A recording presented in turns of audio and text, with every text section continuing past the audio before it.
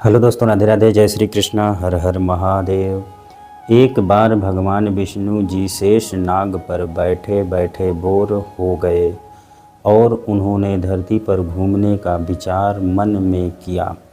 वैसे भी कई साल बीत गए थे। धरती पर आए और वह यहाँ अपनी यात्रा की तैयारी में लग गए। स्वामी को तैयार होता देखकर लक्ष्मी माँ ने पूछा, आज सुबह सुबह कहाँ जाने की तैयारी हो रही है? विष्णु जी ने कहा, हे लक्ष्मी, मैं धरती लोक पर घूमने जा रहा हूँ। तो कुछ सोचकर लक्ष्मी माँ ने कहा, हे देव, क्या मैं भी आपके साथ चल सकती हूँ? भगवान विष्णु ने 2 पल सोचा, फिर कहा, एक शर्त पर तुम मेरे साथ चल सकती हो। तुम धरती पर पहुंचकर उत्तर दिशा की ओर बिल्कुल मत देखना। इसके साथ ही माता लक्ष्मी ने हाँ कह के अपनी मनवा ली और सुबह सुबह माँ लक्ष्मी और भगवान विष्णु धरती पर पहुंच गए। अभी सूर्य देवता निकले रहे थे। रात बरसात होकर हटी थी।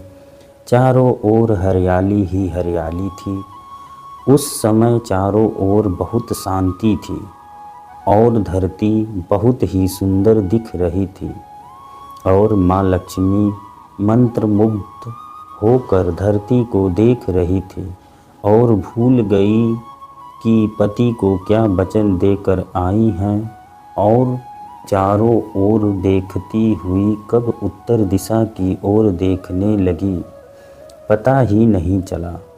उत्तर दिशा में माँ लक्ष्मी को एक बहुत ही सुंदर बगीचा नज़र आया और उस तरफ से भीनी भीनी खुशबू आ रही थी और बहुत ही सुंदर सुंदर फूल खिले थे।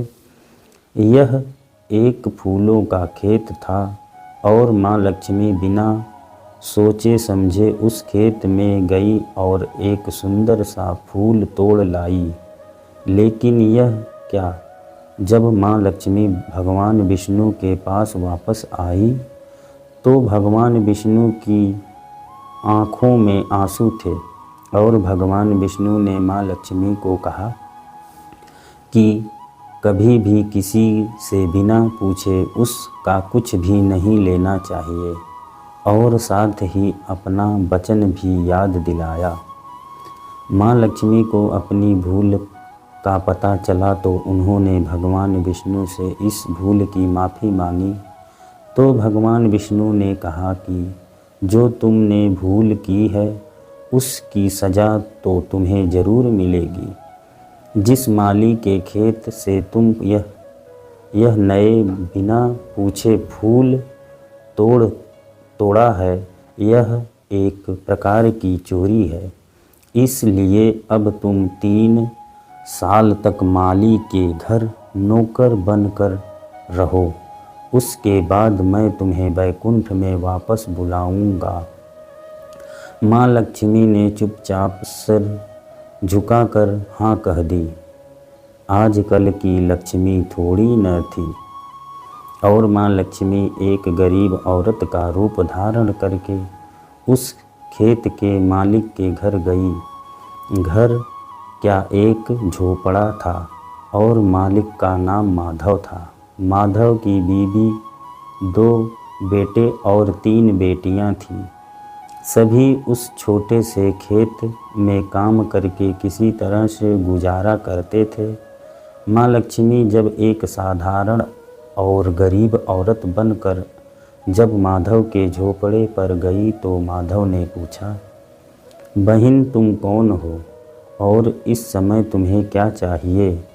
तब माँ लक्ष्मी ने कहा, मैं एक गरीब औरत हूँ।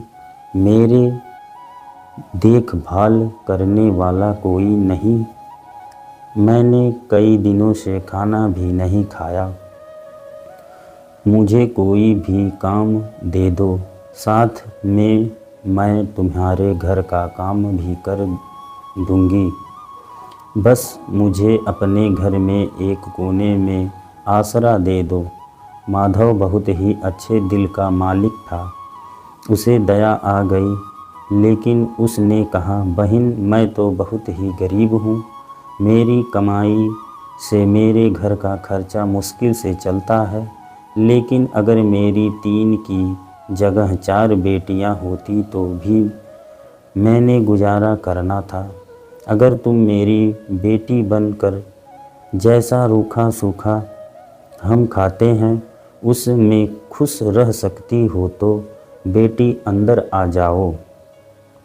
माधव ने माँ लक्ष्मी को अपने झोपड़े में शरण दे दी और माँ लक्ष्मी 3 साल उस माधव के घर पर नौकरानी बनकर रही।